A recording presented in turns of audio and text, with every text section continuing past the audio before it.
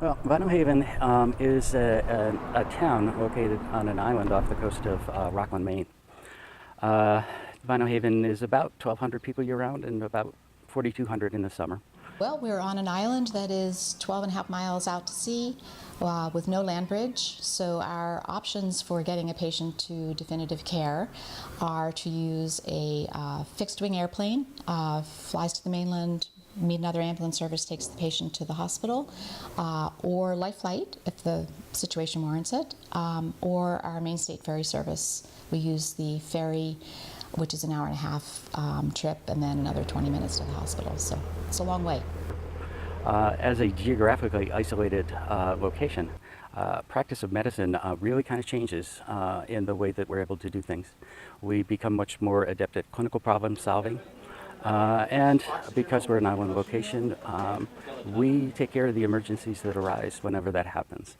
So our medical providers are really called upon to go above and beyond what their role would be over on the mainland.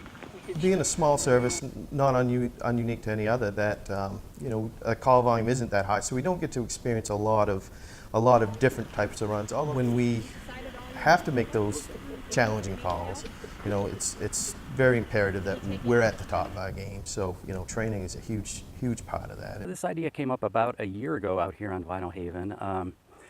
In addition to being the medical director here, I'm also the medical director of the EMS service. I had heard several times that there was some communication stuff going on between team members and providers that we could probably improve on. What we ended up doing was to bring a simulator out last year and to start that process. We were so successful that there was no question that we were coming back this year.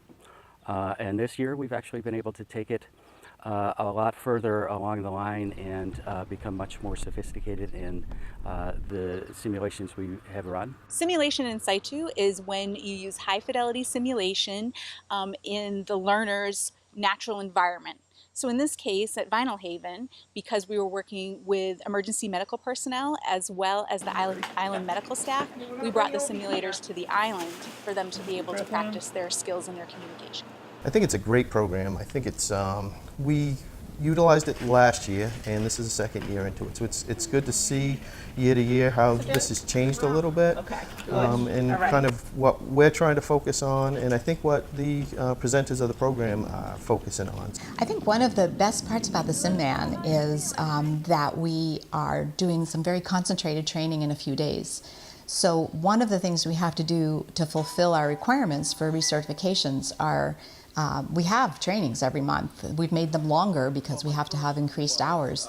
But it's hard to pull together this kind of lifelike scenario that we've been running. And I think they're very, very helpful to us. What we've been able to do with this round of them is that different EMTs have been taking the lead on different calls. So even if they're not in their comfort zone, it's a practice to do this without it being a real person, and hopefully build some confidence for when they are the only person that responds, or they're the lead person for some other situation.